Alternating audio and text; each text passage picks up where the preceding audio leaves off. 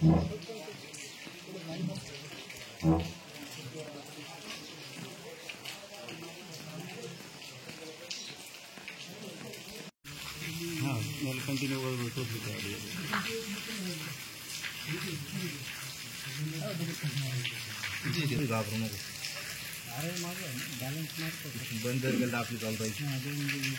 नाव आपलं, काय नेमका प्रकार? मी सुबोध साहेबराव तेटे, मांडवडगावचा रहिवासी शेतकरी. आमच्या गावात नोव्हेंबर 2023 मध्ये जी गारपीट झाली त्या गारपीटचे नुकसानीचे पंचनामे करतेवेळी त्यात बऱ्याच मोठ्या प्रमाणात अपहार हा आमच्या ग्रामसेवकाने ग्रामविकास अधिकाऱ्याने केलेला आहे. सदर अपहाराची आम्ही चौकशीसाठी पंचायत समितीचे गटविकास अधिकारी यांच्याकडे चौकशीची मागणी केली असता आणि त्यांना काही पुरावे सादर केले असता उलट गटविकास अधिकाऱ्याने शेतकऱ्यांवरच म्हणजे आम्हालाच आंदोलन दडपण्यासाठी त्याची चूक लक्षात आणून दिल्यानंतर आमचे आंदोलन दडपण्यासाठी आमच्यावरच आचारसंहितेचे कारण दाखवून कारवाईची धमकी आम्हाला दिली आणि आमचं आंदोलन दाबण्याचा प्रयत्न केला.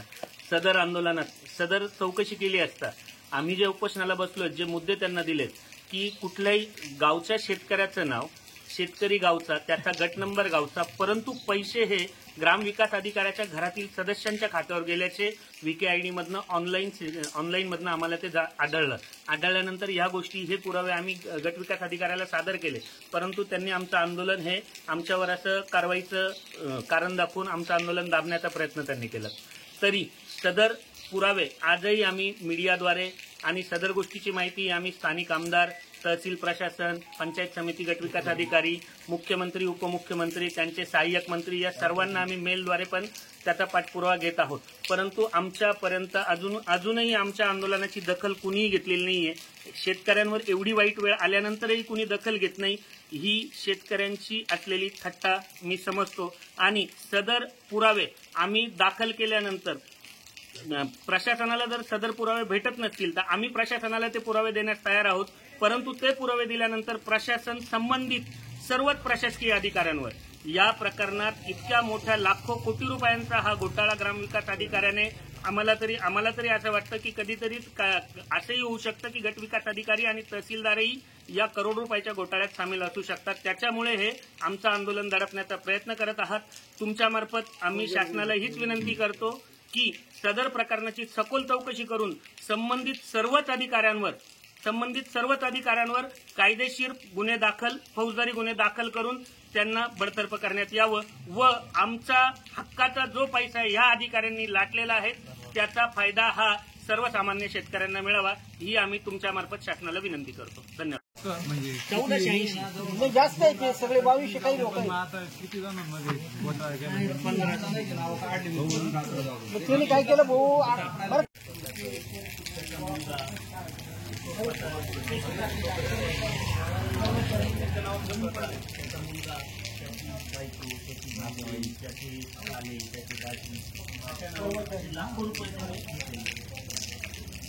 काय नाव बाबा आपलं? काय? माझं नाव नरहरी सुखदेव चेटे. मी शेतकरी.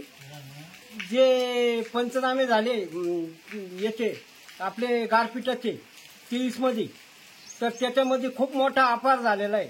अपहार असा झालेला आहे का कृषी अधिकाऱ्यांचा माणूस कोणी पंचनाम्याला नाही, तलाठी नाही व एकटा ग्रामसेवकच. त्या ग्रामसेवकने खूप मोठा गैरव्यवहार केलेला आहे. यांना पंचनामाच्या टायमाला या अधिकारी संघ फाईल होते, त्याच्यामुळे गट नंबर कळतो. त्याच्यानंतर जिओ टॅगिंग पाहिजे, यांनी जिओ टॅगिंग केली नाही. त्याच्यानंतर या ग्रामसेवकांनी त्याच्या बायकोच्या, पोरांच्या आणि तिथल्या कर्मचारी पंचायतीचे असे 60-70 हजार रुपये टाकून काही लाखांनी पैसे काढलेले. त्याच्यानंतर शेतकऱ्यांचे 11,000 होते, त्याच्यात 5,000 टेकवले आणि इकडे पैसे इकडे वळवले. असा मोठा भ्रष्टाचार करण्यात आलेला आहे. काय नाव आपलं आणि काय उपोषण करता तुम्ही? तर मी भास्कर लक्ष्मण आहे, मांडवगावचा रहिवासी.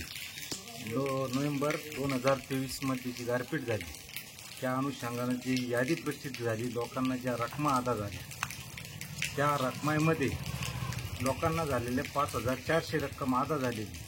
परंतु यादीनुसार ती रक्कम माहितीच्या अधिकाऱ्यांनी काढली. ती यादी ग्रामसेवककडून त्याच्यावर 10,800 रुपये म्हणजे सारासार 5,400 रुपयाचा फार ग्रामसेवकने केलेला आहे.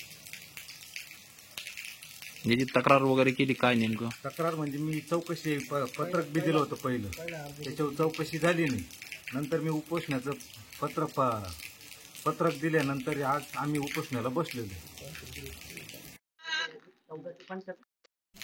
सपोज माझं नाव आहे, माझ्या नावावर जी यादी आहे ती यादी 10,400 रुपये अनुदान दिसते, परंतु माझ्या खात्यावर प्रत्यक्षात 5,400 रुपये अनुदान लागणार आहे आणि यादीवर 10,800 दिसते.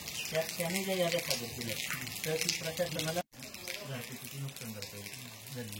नुकसान भरपाईची पंचनामे झाली.